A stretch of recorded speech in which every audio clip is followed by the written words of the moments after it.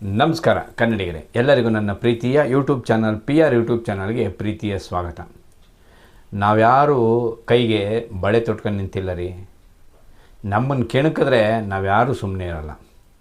ಈ ಮಾತನ್ನ ಅಣ್ಣವರು ಯಾರಿಗೆ ಹೇಳಿದ್ರು, ಯಾವ ಸಂದರ್ಭ, ಅಣ್ಣವರು ಇಷ್ಟು ಕೋಪವಾಗಿ ಹೇಳ್ತಾರೆ ಅಂದರೆ ಅದು ಎಂಥ ವಿಷಯ ಆಗಿರಬೇಕು. ಬನ್ನಿ ಅದ್ರ ಬಗ್ಗೆ ಇವತ್ತು ಒಂದೆರಡು ಮಾಹಿತಿನ ನಿಮ್ಮನ್ನ ಹಂಚ್ಕೊತೀನಿ. ಅಣ್ಣವರ ಅಭಿನಯದ ಸೂಪರ್ ಹಿಟ್ ಚಿತ್ರ 1982 ಮಾರ್ಚ್ 12ನೇ ತಾರೀಕು ಬಿಡುಗಡೆ ಆದಂಥ ಸೂಪರ್ ಹಿಟ್ ಚಿತ್ರ ಹೊಸ ಬೆಳಕು.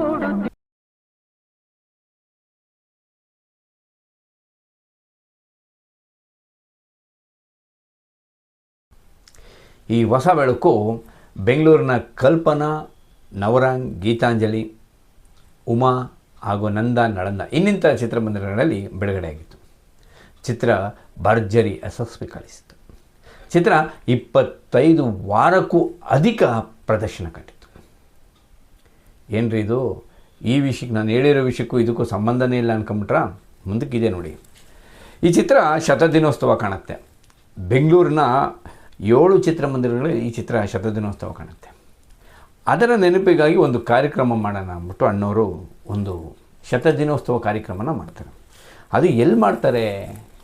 ಶತದಿನೋತ್ಸವ ಕಾರ್ಯಕ್ರಮನ ಮೈಸೂರಿನ ವಿಶ್ವವಿದ್ಯಾಲಯದ ಶತಮಾನೋತ್ಸವ ಭವನದಲ್ಲಿ ಮಾಡ್ತಾರೆ. ಶತಮಾನೋತ್ಸವದ ಭವನದಲ್ಲಿ ಶತದಿನೋತ್ಸವದ ಕಾರ್ಯಕ್ರಮ ಮಾಡ್ತಾರೆ. ನಾಡಿನ ಹಿರಿಯ ಗಣ್ಯರು, ಪೊಲೀಸ್ ಕಮಿಷನರ್ಗಳು ಎಲ್ಲರೂ ಕಾರ್ಯಕ್ರಮಕ್ಕೆ ಆಗಮಿಸ್ತಾರೆ. ಆ ಕಾರ್ಯಕ್ರಮದಲ್ಲಿ ನಿಮಗೆ ಗೊತ್ತಲ್ಲ, ಈ ಶತದಿನೋತ್ಸವ ಕಾರ್ಯಕ್ರಮ ಅಂದರೆ ಆ ಚಿತ್ರದಲ್ಲಿ ಅಭಿನಯಿಸಿದ ಎಲ್ಲರಿಗೂ ನೆನಪಿನ ಕಾಣಿಕೆ ನೀಡೋದು, ಆಮೇಲೆ ಅವ್ರಿಗೆ ಸತ್ಕರಿಸೋದು, ಇದೆಲ್ಲ ಅಣ್ಣವರ ಕುಟುಂಬ ಮಾಡ್ಕೊಂಬಂದಂಥ ಒಂದು ಪದ್ಧತಿ. ಅದನ್ನು ಎಲ್ಲ ನೀಟಾಗಿ ಮಾಡ್ತಾರೆ. ಎಲ್ಲ ಆದಮೇಲೆ ಒಬ್ಬೊಬ್ಬರೇ ಭಾಷಣ ಸಹ ಮಾಡ್ತಾ ಇರ್ತಾರೆ. ಆಗ ಅಣ್ಣವರ ಭಾಷಣ ಆರಂಭ ಆಗುತ್ತೆ. ಆಗ ಅಣ್ಣವರು ಗುಡುಕ್ತಾರೆ. ಏನು ರೀ ಗುಡುಕ್ತಾರೆ ಅಣ್ಣವರು? ಬನ್ನಿ ಹೇಳ್ತೀನಿ. ಬಾಂಬೆಯ ಒಂದು ಹಿಂದಿ ಪತ್ರಿಕೆ ಟ್ರೈಡ್ ಗೈಡ್ ಅಂತ ಒಂದು ಹಿಂದಿ ಪತ್ರಿಕೆ ಅಣ್ಣವರವರನ್ನು ಮಿನಿ ಹಿಟ್ಲರ್ ಅಂತ ಕರೆದಿರ್ತಾರೆ. ಅದು ಮಿನಿ ಹಿಟ್ಲರ್ ಏನಕ್ಕೆ ಅಂತ ಕರೆದಿರ್ತಾರೆ ಅಂದರೆ, ನಿಮಗೆ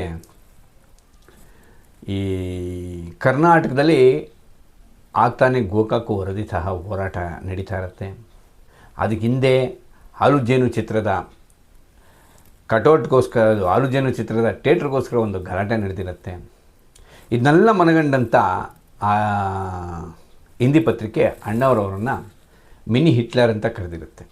ಕರ್ನಾಟಕದಲ್ಲಿ ಅಣ್ಣವ್ರು ಹೇಳ್ದಂಗೆ ನಡಿಬೇಕು, ಚಿತ್ರಮಂದಿರದಲ್ಲೂ ಅಷ್ಟೇ, ಸಾಮಾಜಿಕವಾಗಿ ಕರ್ನಾಟಕದಲ್ಲಿ ಏನೇ ಒಂದು ಕಾರ್ಯಕ್ರಮ ಹೋದರೂ ಅಣ್ಣವ್ರು ಹೂ ಅಂದರೆ ಮಾತ್ರ ಆ ಕಾರ್ಯಕ್ರಮ ನಡೀಬೇಕು ಅನ್ನೋ ರೀತಿಯಲ್ಲಿ ಆ ಪತ್ರಿಕೆ ಅಣ್ಣವ್ರನ್ನ ಮಿನಿ ಹಿಟ್ಲರ್ ಅಂತ ಕರೆದಿರುತ್ತೆ. ಆ ಮಿನಿ ಹಿಟ್ಲರ್ನ ಒಂದು ಸಂಪೂರ್ಣ ಮಾಹಿತಿ ನಾನು ನೆಕ್ಸ್ಟ್ ಎಪಿಸೋಡಲ್ಲಿ ಹೇಳ್ತೀನಿ. ಅದರ ಹಿಂದೆ ಯಾರ್ಯಾರು ಕೈವಾಡ ಇತ್ತು, ಈಗ ಕೆಲವರು ಹೇಳ್ತಾರೆ ಭಾರತದ ಬಿಗ್ ಸೂಪರ್ ಸ್ಟಾರ್ ಅಂತ, ಅವ್ರ ಕೈವಾಡನೂ ಸಹ ಇತ್ತು. ಅದೆಲ್ಲ ನಾನು ಮುಂದಕ್ಕೆ ಹೇಳ್ತೀನಿ. ಆಮೇಲೆ ಅಣ್ಣವರು ಭಾಷಣ ಆರಂಭಿಸಿದಾಗ ಆ ಪತ್ರಿಕೆ ವಿರುದ್ಧ ಅಣ್ಣವರು ಹೇಳ್ತಾರೆ,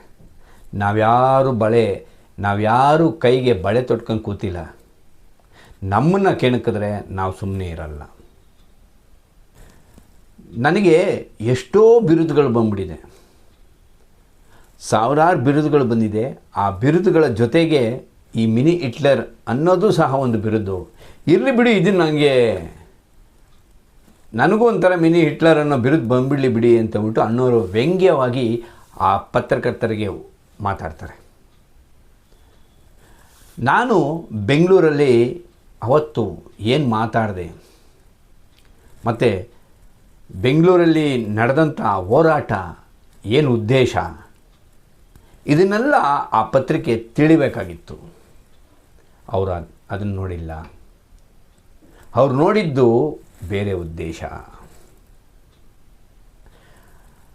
ನಾನೊಬ್ಬ ಕಲಾಪ್ರೇಮಿ.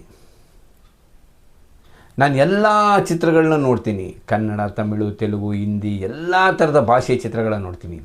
ಆ ಚಿತ್ರದಲ್ಲಿದ್ದಂಥ ಒಂದೊಂದು ರೀತಿಯ ಹೊಸ ಬಗೆಯ ಅಭಿನಯನ ನೋಡಿ ನಾನು ಅದನ್ನು ತಿಳ್ಕೊತೀನಿ, ಅದ್ರ ಬಗ್ಗೆ ನಾನು ಕಲಿತೀನಿ ಅಂತ ಅಣ್ಣವ್ರು ಹೇಳ್ತಾರೆ.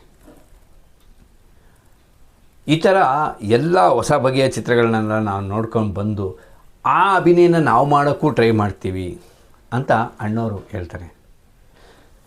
ನಾನು ಸ್ವಾರ್ಥಕ್ಕಾಗಿ ಹೋರಾಟ ಮಾಡ್ತಾಯಿಲ್ಲ, ನಾನು ಸ್ವಾರ್ಥಕ್ಕಾಗಿ ಹೋರಾಟ ಮಾಡ್ತಾಯಿಲ್ಲ. ನಾನು ಮಾಡ್ತಾ ಇರೋದು ನನ್ನ ನಾಡು ಕರ್ನಾಟಕಕ್ಕೋಸ್ಕರ ನಾನು ಹೋರಾಟ ಮಾಡ್ತಾ ಇರೋದು. ಈ ನಾಡು ನುಡಿ ಜಳಕ್ಕಾಗಿ, ಈ ನಾಡು ನುಡಿಗಾಗಿ ನಾನು ಹೋರಾಟ ಮಾಡ್ತಾ ಇರೋದು ಅಷ್ಟೇ ಹೊರತು ನನ್ನ ಸ್ವಾರ್ಥಕ್ಕೋಸ್ಕರ ನಾನು ಹೋರಾಟ ಮಾಡ್ತಾ ಇಲ್ಲ ಅಂತ ಅಣ್ಣವರು ಏಕಾಏಕಿ ಆ ಪತ್ರಿಕೆ ವಿರುದ್ಧ ಗುಡುಕ್ತಾರೆ. ನನ್ನ 33 ವರ್ಷಗಳ ಚಿತ್ರ ಜೀವನದ ಅನುಭವದಲ್ಲಿ ನನಗೆ ಸಾಕಷ್ಟು ಕನ್ನಡ ನನಗೆ ಕೊಟ್ಟಿದೆ. ಎಷ್ಟು ಕೊಟ್ಟಿದೆ ಅಂತ ನನಗೆ ಹೇಳೋಕ್ಕೆ ಆಗಲ್ಲ. ಅಷ್ಟು ಪ್ರೀತಿ, ವಿಶ್ವಾಸ, ಅಭಿಮಾನ ನನಗೆ ಎಲ್ಲ ಥರದಲ್ಲೂ ನನಗೆ ಕನ್ನಡ ಕೊಟ್ಟಿದೆ. ಅಂಥ ಕನ್ನಡನ ನಾನು ಕಡೆಗಣಿಸಲ್ಲ. ಈ ಹೋರಾಟ ಏನಾರ ವಿಫಲವಾದರೆ ಇದು ರಾಜ್ಕುಮಾರ್ಗಾದ ಅವಮಾನ ಅಲ್ಲ, ಇಡೀ ಕರ್ನಾಟಕಕ್ಕೆ ಆದ ಅವಮಾನ. ನನ್ನ 33 ವರ್ಷಗಳ ಅನುಭವದಲ್ಲಿ ಕರ್ನಾಟಕ, ಕನ್ನಡ ನನಗೆ ಸಾಕಷ್ಟು ಕಲಿಸಿದೆ, ನನಗೆ ಸಾಕಷ್ಟು ಕೊಟ್ಟಿದೆ. ಅಂಥ ಕರ್ನಾಟಕಕ್ಕೆ, ಅಂಥ ಕನ್ನಡಕ್ಕೆ ನಾನು ದ್ರೋಹ ಬಗೆಯಲ್ಲ. ಇದನ್ನು ನಾನು ಯಾರ ಕೈಯಿಂದನೂ ಹೇಳಿಸ್ಕೊಳ್ಳೋಂಗಿಲ್ಲ. ಯಾಕಂದರೆ ಇದೆಲ್ಲ ನನಗೆ ಗೊತ್ತಿದೆ. ಕನ್ನಡ ಅಂದರೆ ಏನು, ಕರ್ನಾಟಕ ಅಂದರೆ ಏನು ಅನ್ನೋದು ನನಗೆ ಗೊತ್ತಿದೆ. ಇದನ್ನು ಯಾರೋ ಎಲ್ಲಿಂದನೋ ಬಂದು ನನಗೆ ಹೇಳ್ಕೊಡ್ಬೇಕಾಗ ಅವಶ್ಯಕತೆಯೇ ಇಲ್ಲ. ನಮ್ಮ ಘನ ಸರ್ಕಾರ ಗೋಕಾಕು ವರದಿಯನ್ನು ಜಾರಿ ಮಾಡೇ ಮಾಡುತ್ತೆ. ಭಾಷೆ ಉಳಿದ್ರೆ ತಾನೇ ನಾವೆಲ್ಲ ಉಳಿಯೋಕ್ಕಾಗೋದು. ಭಾಷೆನೇ ಸತ್ತ ಮೇಲೆ ನಾವೇನು ಬದುಕ್ತೀವಿ? ನಾನು ಪಬ್ಲಿಕ್ಕಲ್ಲಿ ಬಂದು ಮಾತಾಡೋ ಪ್ರಮೇಯ ಇಲ್ಲ. ನಾನು ಸಾರ್ವಜನಿಕ ಸ್ಥಳಗಳಲ್ಲಿ ಭಾಷಣ ಮಾಡಲು ಬಂದಿಲ್ಲ. ನನ್ನ ಭಾಷೆಗೆ ಇವತ್ತು ಸಂಸ್ಕಾರ ಬಂದಿದೆ. ಆ ಸಂಸ್ಕಾರಕ್ಕೆ ನಾನು ನಿಲ್ಲಬೇಕು ಅಂತ ಹೇಳ್ಬಿಟ್ಟು ನಾನು ಮುಂದೆ ಬಂದಿದ್ದೀನಿ ಅಷ್ಟೇ ಹೊರತು ನಾನು ಬೇರೆ ಉದ್ದೇಶ ನನಗಿಲ್ಲ. ಭಾಷೆಯ ಪ್ರಾಣವೇ ಸತ್ತೋದ ಮೇಲೆ ನಾವು ಏನಿದ್ದು ಏನು ಪ್ರಯೋಜನ? ಈ ಭಾಷೆಗಾಗಿ, ಈ ಜನರಿಗಾಗಿ, ಈ ಕರ್ನಾಟಕಕ್ಕಾಗಿ ನಾನು ಎಂಥ ಹೋರಾಟಕ್ಕೂ ಸಿದ್ಧ ಅಂತ ಅವತ್ತು ಅಣ್ಣವರು ಗಟ್ಟಿ ಧ್ವನಿಯಲ್ಲಿ ಕೂಗಾಕಿದ್ರು. ತನ್ನ ವಿರುದ್ಧ ಹಿಟ್ಲರ್, ಇವನೊಬ್ಬ ದೊಡ್ಡ ಹಿಟ್ಲರ್ ಆಡಳಿತ ಮಾಡ್ತಾ ಇದ್ದಾನೆ, ಇವನೊಬ್ಬ ದೊಡ್ಡ ಸರ್ವಾಧಿಕಾರಿ ಅನ್ನೋ ರೀತಿಯಲ್ಲಿ ಬರೆದಂಥ ಪತ್ರಿಕೆಗೆ ಅಣ್ಣವರು ಕೊಟ್ಟಂಥ ಉತ್ತರ ಇದು. ನೋಡಿ, ಎಷ್ಟೋ ಜನ ಹೇಳ್ತಾರೆ ಏನಪ್ಪ ರಾಜ್ಕುಮಾರ್ಗೆ ಆರಾಮ ಬೆಳೆದ್ಬಿಟ್ಟ ಅಂತ. ನೋಡಿದ್ರ, ಈ ಥರ ಹಲವಾರು ಟೀಕೆಗಳನ್ನು ಎದುರಿಸಿ ಅದಕ್ಕೆ ಧೈರ್ಯವಾಗಿ ತನ್ನಿಂದ ಉತ್ತರ ಕೊಟ್ಟು ಮುಂದೆ ಬಂದ ನಿಂತವರು ಅಣ್ಣವರು. ಕನ್ನಡ, ಕರ್ನಾಟಕ, ಕನ್ನಡಿಗ, ಕನ್ನಡ ನಾಡು ನುಡಿ ಅಂತಾಗ್ಬಿಟ್ಟು ತನ್ನ ಪ್ರಾಣವನ್ನೇ ಮುಡುಪಾಗಿಟ್ಟರು ಅಣ್ಣವರು. ನಾವು ಕೆಲವರು ಹೇಳ್ತೀವಿ, ಅಭಿಮಾನಿಗಳು, ಕೆಲವರೆಲ್ಲ ಕ್ಷಮೆ ಇರಲಿ, ಎಲ್ಲ ಅಭಿಮಾನಿಗಳು ಹೇಳ್ತೀವಿ ಅಣ್ಣವ್ರನ್ನ ಕನ್ನಡಿಗರ ಆರಾಧ್ಯ ದೈವ ಅಂತ. ಯಾಕೆ ಅಂತ ಇದೊಂದು ವಿಷಯದಲ್ಲೇ ಸಾಕ್ರಿ. ನಾಡು ನುಡಿಗಾಗಿ, ಕನ್ನಡಿಗರ ಹಿತಕ್ಕಾಗಿ ಎಂಥದೇ ತ್ಯಾಗಕ್ಕೂ ಸಿದ್ಧವಾಗಿದ್ದರು ಅಣ್ಣವರು. ಏನೋ ಒಂದು ಕರ್ನಾಟಕಕ್ಕೊಂದು ಮಾರಕ ಆಯಿತಾ, ಫಸ್ಟು ಟೇಬಲ್ ತಟ್ಟಿ ಎದ್ದು ನಿಂತ್ಕೊಂತಿದ್ದ ಅಣ್ಣವ್ರಿ. ಅವ್ರ ಹಿಂದೆ ಲಕ್ಷಾಂತರ, ಕೋಟ್ಯಾಂತರ ಅಭಿಮಾನಿ ದೇವರುಗಳು ಇರ್ತಿದ್ರು. ಇದು ಅಣ್ಣವರು. ಅವತ್ತು ಮರಿ ಹಿಟ್ಲರ್ ಅನ್ನೋ ಪದಕ್ಕೆ ಅಣ್ಣವರು ನಾವ್ಯಾರು ಕೈಗೆ ಬಳೆ ಹಾಕಂಗೆ ಕೂತಿಲ್ಲ ರೀ, ನಮ್ಮ ಸ್ವಾಭಿಮಾನಕ್ಕೆ ಧಕ್ಕೆ ಆದರೆ, ನಮ್ಮ ನಾಡು ನುಡಿಗೆ ಧಕ್ಕೆ ಆದರೆ ನಾವೆಂಥ ಹೋರಾಟಕ್ಕೂ ಸಿದ್ಧ ಅಂತ ಅಣ್ಣವರು ನೇರವಾಗಿ ಹಿಂದಿ ಪತ್ರಿಕೆಗೆ ಉತ್ತರ ಕೊಟ್ಟರು. ಇದು ಅಣ್ಣವರು.